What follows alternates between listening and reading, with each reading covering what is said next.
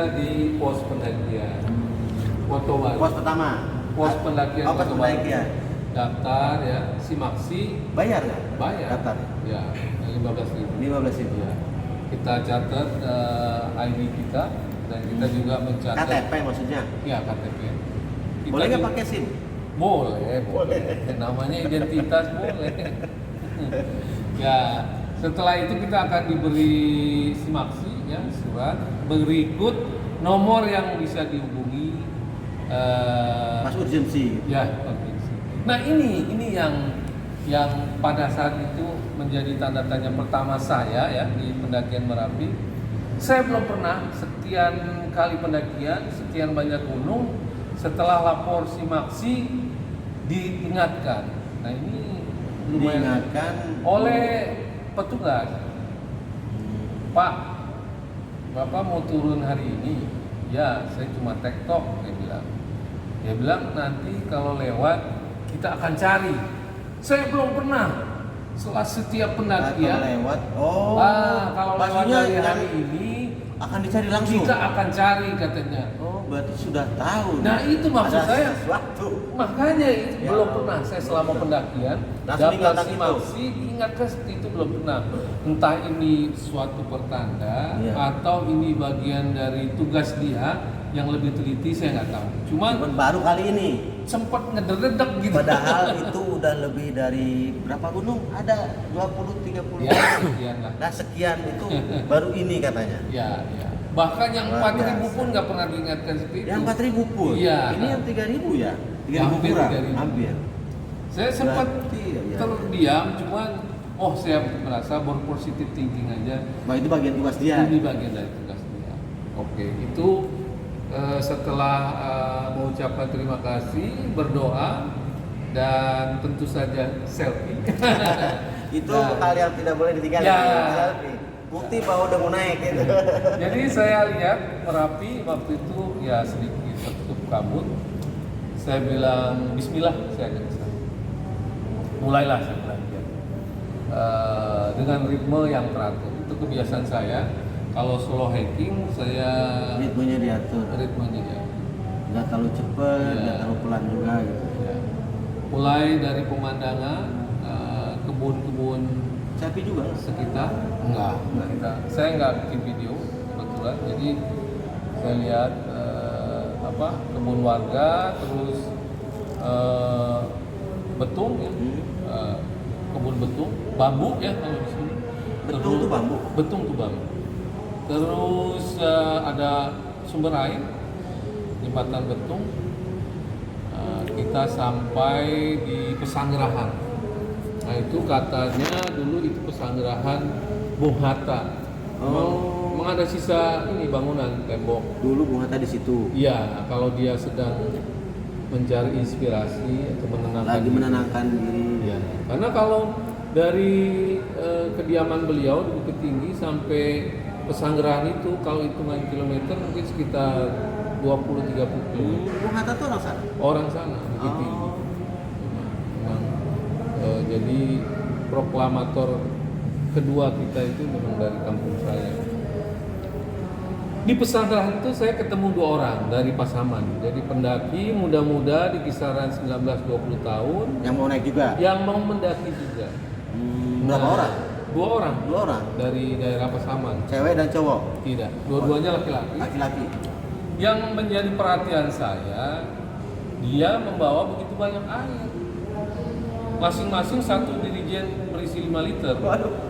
Lah, Atau berat kita yang mau naik. makanya saya kan jadi tanda tanya dong. Karena kalau dari browsing literatur yang saya cek, Selalu browsing ya kalau sebelum naik. ya perlu kita semua Itu harus satu lengkap. ilmu lagi. Ya, ini ilmu kedua. Ya, ilmu kedua. Jadi sebelum naik teman-teman tuh harus browsing literaturnya. Ya, Gitu. Jadi supaya tahu kesulitannya apa nanti. ya. Nanti Medan yang dihadapi apa? Medan yang dihadapi. Terus yang paling utama ada warung nggak di atas? Nah ini berkenaan dengan warung itu karena dia bawa 2 dirijen air, ya, masing-masing satu. Jadi tanda tanya bagi saya, kenapa di atas ada warung, kenapa perlu bawa air? Makanya saya tanyakan langsung. Padahal ada warung. Gitu. Padahal ada warung. Di bawah airnya pakai regen yang 5 Di liter. regen 5 liter. Padahal itu berat ya, di bawah juga itu kan lumayan. Sekian ribu meter dengan bawah air kan lumayan berat. Saya langsung tanya, Dek, Pak, kalau di gunung rata-rata di daerah Sumatera itu dia manggilnya Pak. Kenapa mesti bawa air sebanyak itu? Kan di atas ada warung, saya bilang gitu. Dia jawab, Pak, warung itu cuma ada kalau lagi ada hari besar. Contohnya hari besar itu apa? 17 Agustus, malam tahun baru ada warung dibuka katanya. Oh, selain itu ditutup. Selain itu tidak ada yang jual, dia bilang begitu kan. Dengan begitu kan berarti planning saya berubah dong. Iya. Saya cuma bawa 2 botol air. Berarti harus cukup dengan 2 Harus botol itu. cukup dengan harus dua botol itu. Jadi tambah tadinya langkah yang teratur, kedua logistik harus saya atur. Jadi tadinya hanya langkah yang diatur, Ya. sekarang tambah logistik pun harus diatur. Harus saya atur. Karena harus cukup. Harus Air 2 cukup botol pergi dan dan pulang. pulang. Tuh, bisa nggak? Nah, karena ada situasi yang kita temukan di lapangan, kita juga harus merubah planning. Makanya di samping langkah yang usahakan jangan sampai mengeluarkan keringat, karena kalau dengan keringat kita butuh masuk air yang banyak, masukkan air yang banyak. Begitu juga pemikiran berapa kali kita harus minum untuk pendakian dan turun kembali. Nah itu ini sesuatu yang ketemu di lapangan, yang tidak sesuai dengan literatur dan planning harus berubah. Jadi harus ada plan B gitu ya. Plan B. Jadi kalaupun misalnya sudah ada fix plan atau plan A, tapi kita tetap harus mempersiapkan plan B berarti ya. Di lapangan ada situasi yang berubah, kita harus adaptasi. Kita harus adapt dan menyesuaikan dengan situasi yang ada. Dari itu begitu ketemu pos pertama sudah mulai. DPR. Pos pertama itu di 1.700. 1.700? Ya. Saya cuma di bawah 1.000, berarti pos pertama pun saya nggak akan nyampe. Ya, setelah pasang gerahan nanti ada paninjauan, nah itu pos pertama. Nah, itu Yang ada warung itu bukan? belum. Oh, belum. Warung itu di Cadas di 2.000 lebih. 2.000. Ya Allah. Nah itu saya cuma minum sekian teguk karena pengaturan minum itu begitu kerongkongan udah kering dan Baru minum?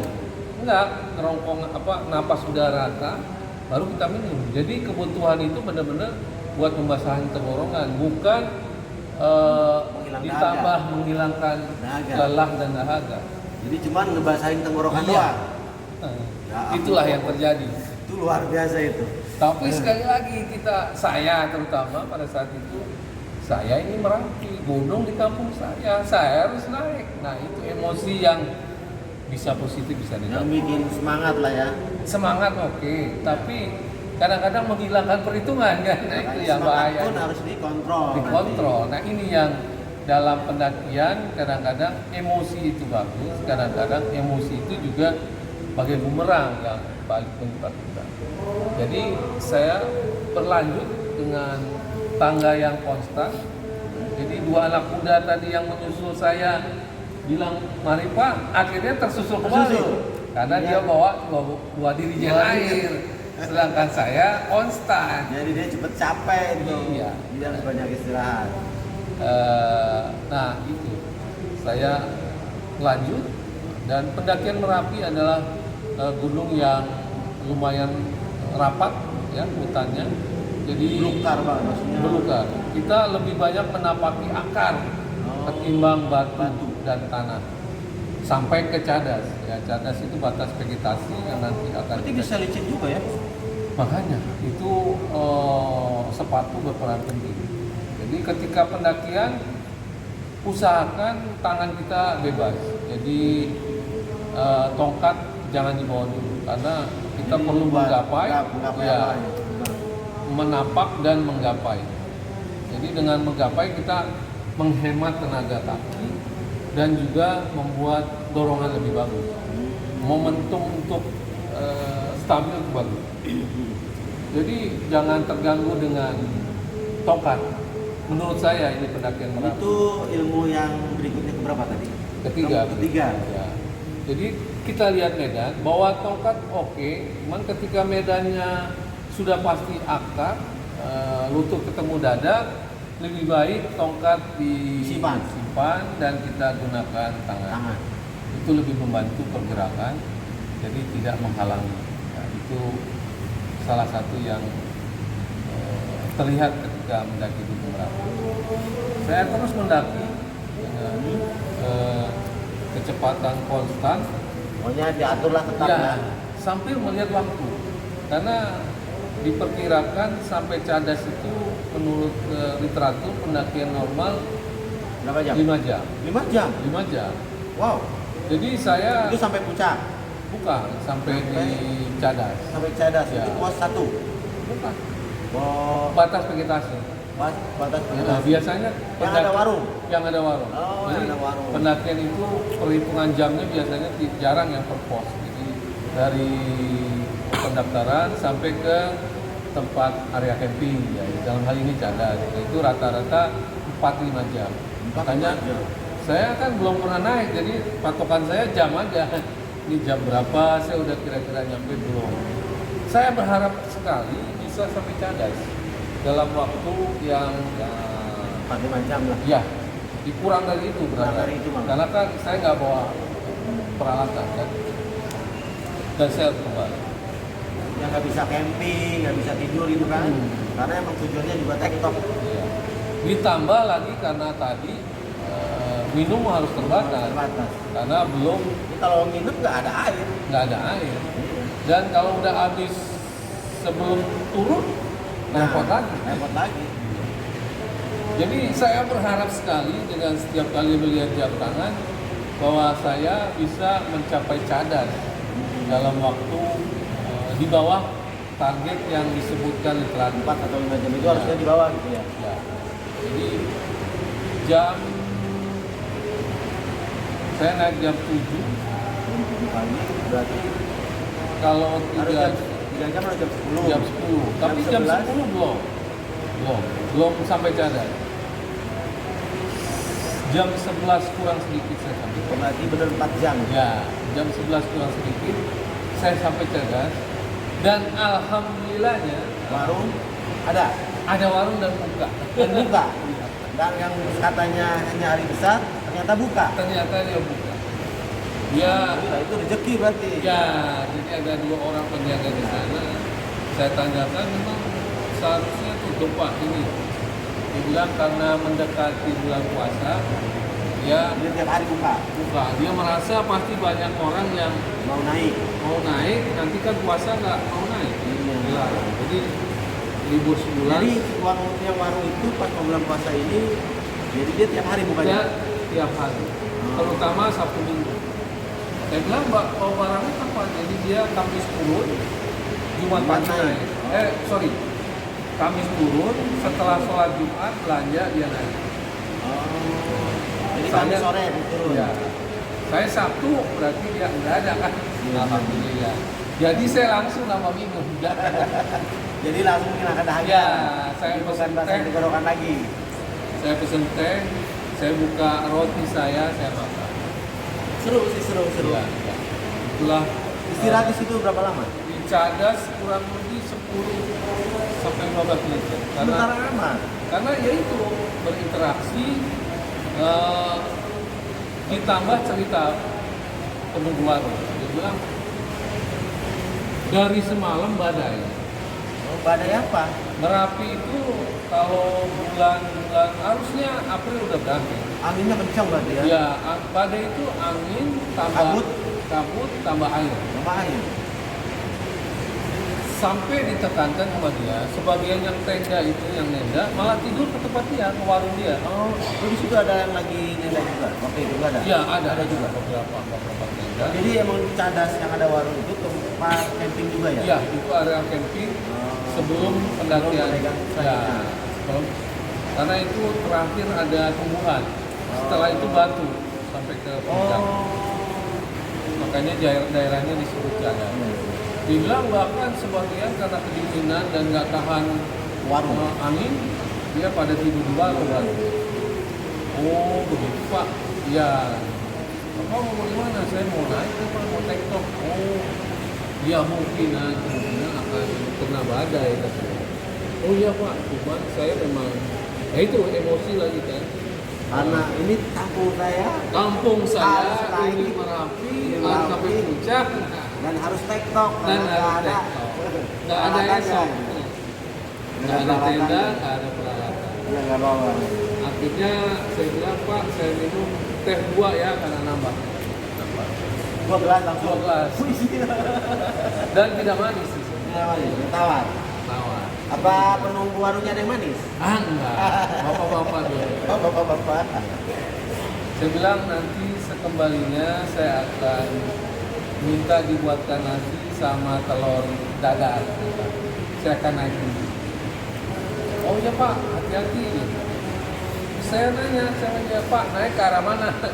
Dia keluar ke warungnya, ngasih tahu saya Arahnya. Pak, arahnya. Ini Pak, Bapak terus saja, nanti di atas sana ada jejak-jejak, nah itulah naik ke atas. Saya bilang, ya udah Pak, saya bismillah. Ya, saya naiklah ke arah sana. Masih di daerah Cadas, masih ada beberapa pohon tebu, ada yang tenda, ada yang camping. Camping pintunya kebuka, dia Itu tendanya. pintu tendanya kebuka. Saya negur, weh Pak, berapa orang Pak? Saya sendiri solo. Wah Pak, kabut Pak di atas. Oh, anak-anak sudah tahu. Iya, karena dia bilang, kok tahu kabut? Saya bilang, ya teman saya baru naik tadi pagi, nggak sampai, balik lagi 1 orang katanya. Oh ya udahlah, saya coba pelan-pelan, saya bilang. Karena saya udah lihat itu. Iya. Makanya saya lanjut. Di Cadas itu, setelah Cadas ke pendakian itu, kita akan butuh sekitar 30 sampai 40 menit sampai Banyak ke bibir juga ya. puncak ya. Lama berarti dia lumayan jauh dong. Ya, jauh. Dan kalau kita mendaki itu nggak kelihatan bahwa ini akan sampai puncak apa-apa, karena memang Banyak pohon. bukan, karena Batu, memang batu. batu semua dan Oh, curam ya? kemiringannya udah menghalangi pandangan sampai di atas. Curam sekali berarti. Curam, lumayan curam. Sekitar dari 45 ke 60 derajat. Tapi masih jalannya masih bisa. Ya, dia makanya Kita udah dibikin. pakai. Oh, Enggak, dibikin jejak. Oh, jejak. Nah, Oh. nah, itu baru saya butuh tongkat. Jadi ada di situ tongkat dari pohon yang mungkin bekas orang pakai. Nah, ini disediakan buat saya. Nah, itu saya langsung pakai. Waktu itu nggak bawa ya? Nggak mau. Sekitar 25 menit perjalanan ya, dari Cadas. Puncak belum lagi terlihat, badai datang. Nah, Kabut menutupi angin sama gelap. air. Nggak gelap, kabut itu kan putih kan, Iya. cuman jarak pandang nggak terlihat. Itu gelap dong. Nah, saya buka jas hujan, pakai, udah. Jarak pandang terbatas, saya ikuti cuma jejak itu aja, jejak pelan-pelan. Oh, jejak. Ya, jejak-jejaknya. Jalan Jadi itu ya? kalau ke Merapi itu, kalau dari Itu Cadas, belum nyampe puncak, tapi Belum. udah ada badai. udah ada badai. Ya. Saya pakai jas hujan, saya tetap lanjutkan. Saya merasa saya coba. Karena semangat itu. Karena semangat itu. Saya jalan terus. Itu sekitar 20 menit. Pas sampai di ujung Cadas itu, lapangan Tugu Abel. Oh, itu tanda puncak itu. Tandanya bahwa kita udah sampai di puncak Merapi. Puncak Merapi. Tapi belum di puncaknya. Oh, beda Baru lagi. area puncak. Dulu area puncak. Ya itu saya nyampe 3 menit setelah saya sampai menampakkan kaki, Tugu Abel terlihat ya, ada bendera merah putih. Tugu Abel itu nanti ceritanya ya. Ya, Tugu Abel itu udah banyak yang cerita. Udah banyak cerita ya. Jadi memang Berarti pasti teman-teman udah pada tahu Tugu Abel itu apa ya? ya, jadi Tugu Abel Bisa Tasman di-search itu setiap yang mendaki dari Kota Baru pasti sampai puncaknya akan menemui Tugu Abel. Tugu Abel sebagai pertanda. Jadi kita di sana bisa istirahat, ya sampaikan Fatihah lah, ya karena meninggal ya, Abel Tasman. Nah, 3 menit setelah saya sampai di puncak itu, kabut hilang. 3 menit sampai di puncak. Ya, setelah saya tunggu Abel 3 menit, saya udah menampakkan kaki, kabut hilang. Alhamdulillah. Alhamdulillah, Merapi terlihat. Iya. Itu bonusnya. Langsung foto dong. Langsung foto dong. Selfie. Gasinya dibuka dulu dong, kan nggak mau terlihat gasinya. Gasinya dibuka, selfie, pasang timer, ya selfie 1, 2, 3. Di situ tantangannya. Jadi Tantangan apa? Merapi itu terlihat Ya. semua. Tidak kelihatan. Jadi dari Tugu Abel itu kita masih perlu lagi berjalan ke puncak Merpati sebelah kanan, puncak Garuda sebelah kiri. Maksudnya tantangannya itu. Iya. Oh, oke. Cuman kalau sebagai tanda orang sampai Tugu Abel pun sudah dianggap Di sudah puncak. mencapai Merapi. Tapi sebenarnya ada lagi Puncaknya itu puncak Merpati. Merpati. Dan pada saat itu terang, Kelihatan. kelihatan siapa yang nggak sengsem kan? Ya, Jadilah tertarik lah ya ini.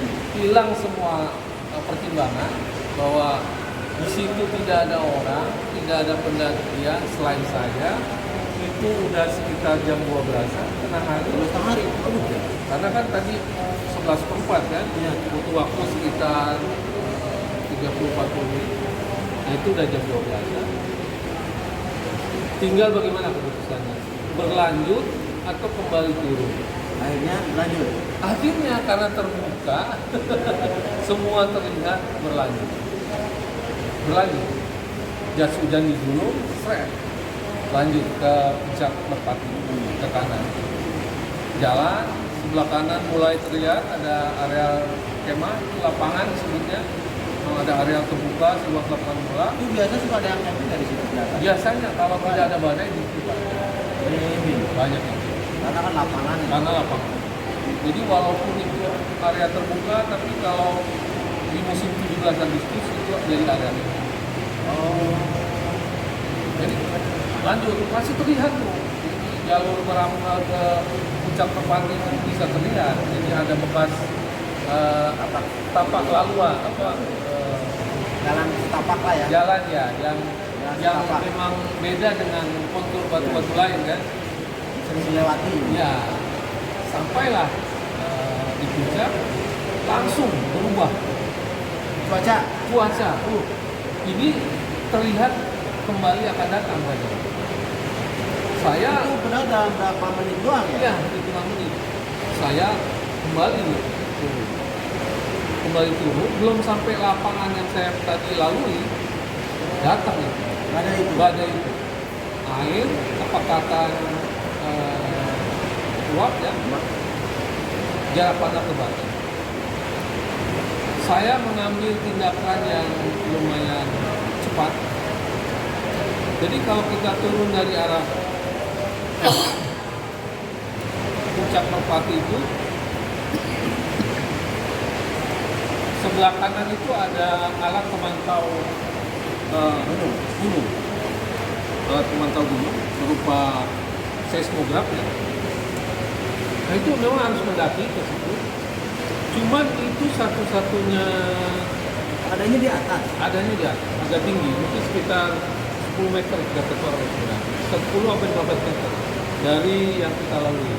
Yang tadi lapangan. Ya, itu. sebelum lapangan dari puncak Merpati ada sebelah kanan. Saya memutuskan untuk naik ke sana. Saya naik dengan keadaan sudah hampir pandangan berkurang kan, jarak pandang. Sampai situ kembali, jas hujan dibuka. Saya duduk di situ, udah nggak ada yang bisa dilakukan. Ya. Karena kabut benar-benar pekat, ditambah Nggak angin. kelihatan apa-apa aja. Nggak kelihatan apa. Dari yang kawah tadinya terlihat indah, Nggak kelihatan. lubang-lubang yang begitu nyata nggak ada. Berarti Yang saking terlihat pekatnya ya? saking pekat cuma pohon aja di depan kita bergoyang, menandakan angin, besarnya angin. Itu padahal deket banget di taman ya. Iya. Tidak kelihatan. Nggak kelihatan. Berarti saking itu saya benar-benar merasa Itu kalau nggak biasa menghadapi apa, kalau nggak biasa naik gunung, wah modal saya nih, apalagi Seribu, udah deh, bingung jadi udah itu pasti. pelajaran tempat. Iya. Jadi kalau ada kabut, kita mencari tempat yang Berlindung. memungkinkan kita berlindung. Berlindung. Berlindung. Baik dari angin, Pelajaran kelima. ya, baik dari angin maupun air ya, terpaan. Jadi saya sudah berlindung di situ, kebetulan ada seperti panel surya untuk memantau ya. Kayak solar panel. Ya, solar panel buat tenaga Itu ada pemantauan. itu, masuk situ. Saya di tengah-tengahnya. Kata segitiga. Ya, cukup terlindung, jadi jas hujan tetap dipakai dan minuman dikeluarkan lagi. Kamu masih terasa dingin kan? Makanan dingin sama pikiran. Pikiran. Udah waduh gimana? Ini Iya. sampai kapan gitu ya? Itu yang jadi. Jadi Ini kita pastilah. Ini sampai kapan kalau misalnya berlangsung sampai 1 jam gimana? 1 jam, 2 2 jam. jam. Badai siapa bisa mengira? Iya kan alam. Iya, perut udah mulai kosong kan. Lapar udah mulai berasa sekitar jam 1-an kan. Itulah dulu. Itu aja. Baru saya berpikir bahwa tadi mungkin itu Abel harusnya keputusannya balik, mungkin. Tapi sekali lagi karena emosi itu pengen mencapai yang puncak lah ya. Nah itu makanya kadang-kadang pendakian yang penuh emosi itu harus ada teman, Ya. harus ada orang kedua, orang Untuk ketiga menstabilkan emosi. Iya. untuk mengasih pertimbangan. Kasih pertimbangan. Iya, karena Jangan kalau sampai sendiri- berani ya terlalu berani gitu ya. Terlalu berani. Terlalu berani. Karena kebutuhan emosi. Tapi puncak sudah diraih, begitu kembali ini tegurannya bahwa segala sesuatu itu ada resikonya. Tinggal bagaimana kita mengolah resiko agar tidak mengakibatkan efek yang fatal. Jadi saya berdiam diri, saya makan persediaan yang ada, coklat, Di roti, situ, yang di di apa solar panel itu. lapangan. Itu mungkin sekitar 35 menit. Padahal 35 menit. Ya. Tapi saya hilangkan jauh-jauh pikiran bahwa bakal ada 1 jam, 2 jam. Mudah-mudahan cepat. Begitu 30 menit selesai, mulai berkurang, sudah terlihat lah perjalanan langsung. Salah turun apa? Jangan-jangan salah turun nih. Arahnya sah. Arahnya salah. Waduh. Jadi karena tidak melihat jauh ya, jadi kita hanya melihat dekat kan. Kita saya konsentrasi agar kaki tidak beradu dengan batu ya, atau kejeblos ke Lubang. lubang atau ke kawah bahkan. Jadi ya udah jalan memantau, tahu-tahu di depan ada gunung Turun lagi. Itu kan gunung besar lagi yang sebelumnya Nggak ada. menurut saya nggak ada, Nggak kelihatan lah. nggak kelihatan. Nah ini tanda tanya. Ini yang nggak tanda. Gunung apa itu? Aduh. Saya putuskan untuk berbalik arah tanpa melihat lagi ke belakang. Nah, itu strategi yang tepat. Berbalik arah, jadi kalau kita udah merasa Udah sesuai. sedikit saja kita merasa bahwa itu bukan jalan yang kita lalui sebelumnya, kita balik arah, berhenti Berhenti. Berhenti dulu baru balik arah. balik arah dulu, baru berhenti, berdiam diri, Oh, menenangkan diri. menenangkan diri, atur nafas, kasih kesempatan alam untuk benar-benar memberi jarak pandang. Jangan yang panik benar. lah ya Jangan berarti. panik. Jadi saya benar-benar menunggu bahwa kabut itu berakhir dan jarak pandang memungkinkan. Saya cari patokan yang pernah saya lihat, yang tadi saya lewati. Ini gara-gara ada badai, turunnya keburu-buru, jadi salah arah ini. Salah arah. Tapi alhamdulillah ini masih sehat walafiat. Alhamdulillah. Ini berkah dari Allah. Makanya kita teruskan ini mendengar ceritanya selanjutnya seperti apa. Setelah saya berhenti berdiam diri, saya memastikan ada satu tanda yang tadi saya lewati. Dan itu memang ada satu batu besar yang dengan vandalisme, ya. Ingat ya, pencinta alam bukan mencari popularitas, hindari vandalisme. Cuman alhamdulillahnya vandalisme yang kalian lakukan itu jadi penunjuk arah saya. Saya pastikan itu batu yang saya lewati. Jadi dari hamparan luas puncak Gunung Merapi itu, saya lihat satu batu yang tadi saya pastikan itu saya lewati. Saya menuju batu itu tanpa melihat lagi ke belakang gunung yang gede itu masih ada atau tidak, saya udah nggak tahu. Jangan-jangan. Dan saya udah nggak mau memastikan. Yang terpikir hanya saat itu bahwa saya harus mencapai lagi Tugu Abel dan turun ke Cadar. Jadi Merapi yang saya naikin udah cukup, udah memberikan saya segalanya. Jadi ya rasa penasaran itu udah selesai. Saya turuti itu batu, sekali lagi datang agak tipis kabut ya, cuma batu itu tetap terlihat. Setelah dari batu itu ada sedikit tanjakan, baru terlihat lapangan. Lapangan Yang tadi saya lewat, yang tempat camping itu. Ya. Lapangan terlihat, saya agak naik ke kanan, terlihat Tugu Abel. Alhamdulillah. Untung aja balik lagi. Alhamdulillah. Kalau enggak, tempat kemana itu nggak tahu. Jadi setelah nyampe Tugu Abel pun tidak ada yang saya lakukan lagi. Maksudnya tidak menikmati pemandangan. Nggak selfie. Nggak selfie lagi. Udah. Saya lihat cadas ke bawah, saya pastikan itu ada patok yang menyatakan itu tenda. Kebetulan warung di cadas itu warna tendanya biru.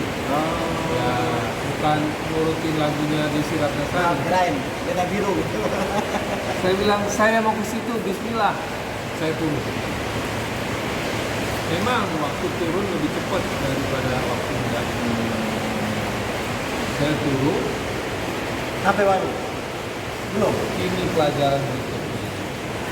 Ketika batas vegetasi mulai terlihat, ada bunga edelweiss. Tertarik Bunga edelweiss dengan kan? godaan lain. Godaan lain. Bukan mau petik, cuma mau selfie. Misal itu doang. Mau selfie doang. Akhirnya jadilah berhenti sebentar. Dari tujuan tadi udah menyatakan saya mau ke tenda biru, berhenti di situ. Buka jaket tadi, jas hujan yang tadi pakai. Selfie lah. Di Edelweiss yang bercahaya nih, Edelweiss Merapi. Ada bercahaya ya? Bayangan kita. Oh, bayangan kita. Wala. Makanya dia menjadi menarik Ya, karena benar. dia bercahaya. Karena dia bercahaya. Makanya segala yang Ya. bercahaya itu Ya. kadang-kadang membuat Belum kita tentu ya, belum Ya. tentu. membuat kita Lupa diri. haluan jalan. Ya, lupa diri. Lupa diri. Kadang-kadang. Jadi selfie lah saya. Selesai selfie, saya diri. Anehnya, saya nggak tahu semudah itu. Aduh, Astagfirullah.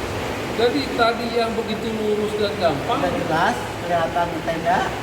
saya meragukan. Akhirnya saya lihat di sebelah kiri ini ada cekungan, berarti ini jalanan dong. Lompatlah saya ke sana, jalan terus. Dan menurut Jalan lain berarti. jalan lain. Dan menurut perhitungan saya, itu harusnya udah sampai di tenda biru, tapi nyatanya nggak sampai. Memang ada pelataran, ada area yang seperti ini bekas camping. Tapi itu nggak membuat saya nyaman. Saya merasa ini bukan yang saya lalui. Ini bukan yang saya Terus lalui. apa yang dilakukan? Saya berbalik arah lagi. Berbalik arah, berdiam diri, berpikir. Ini saya lanjut ke ketiga. Saya balik. Naik. Begitu saya nyampe atas, terlihat lagi yang tadi saya lalui. Tenda biru. Belum. Belum. Yang tadi saya lalui seakan-akan, oh itu jalan yang benar. Oh, yang tadi apa namanya ada pelataran. Ya, yang saya salah itu. Salah tadi. Saya turun lagi ke situ. Di situ lagi. Ke situ lagi. Dan melanjutkan akan lebih dalam. Tapi begitu melanjutkan lebih dalam, seperti ada tebing. Ya. Saya baru merasa bahwa ini bukan jalan yang seharusnya. Berarti dua kali ke jalan itu. Dua kali. Oh. Setelah saya pastikan ini bukan jalan yang seharusnya, baru saya putuskan. Ini pelajaran berikutnya. Kalau kita sudah merasa nyasar, kembali ke tempat Ke atas. ke atas. Naik ke atas ya. Naik. Jangan diteruskan. Bang. Jangan itu. Alhamdulillahnya masih ada tenaga. Saya naik ke atas sampai ke tiang peringatan. Jangan buang sampah di gunung. Baru saya balik ke arah Babel. bukan. Bukan. Ini kelihatan di Babel. Bukan, saya nggak sampai ke Babel, cuma sampai ke patok larangan buang sampah. Saya lihat lagi arah bawah, kelihatan Tenda. tenda gitu. Baru tenda kelihatan. Baru Yang kelihatan. tadi awalnya pas yang kedua itu nggak kelihatan. Setelah main Alois nggak kelihatan. Ya Allah. Bisa begitu ya. Itu melegakan hati saya. Saya kembali ke tenda biru, memenuhi janji saya. Salah satunya tadi ketika saya nyasar, sebenarnya sempat kepikiran, toh jalan apapun pasti ke bawah. Betul kan? Betul. Cuman kan gunung kan itu Iya. lebar. Nah, cuman saya ingat saya belum bayar tes. Nah, untung aja ingat itu. Belum bayar ya. Kalau nggak ingat, Saya bilang saya harus terusin. bayar, saya harus bayar. Dan saya janji mau makan telur dadar. Kalau ada. Jadilah begitu melihat tenda biru, alhamdulillah. Jadi saya 2 kali disesatkan di Merapi, tapi alhamdulillah juga 2 kali ketemu lagi jalannya. Dan alhamdulillah bisa Seharusnya. makan telur dadar. Ya, telur dadar di cadas dan bayar sesuai dengan yang keperluan saya. Saya tambah perbekalan air dan setelah bercengkrama dan mengisi tenaga, saya turun dari cadas ke base camp. Tapi turun pun ada cerita lainnya. Turun pun akan ada cerita lainnya. Tapi kita break buka puasa dulu ya. Kita break dulu. Oke. Bos,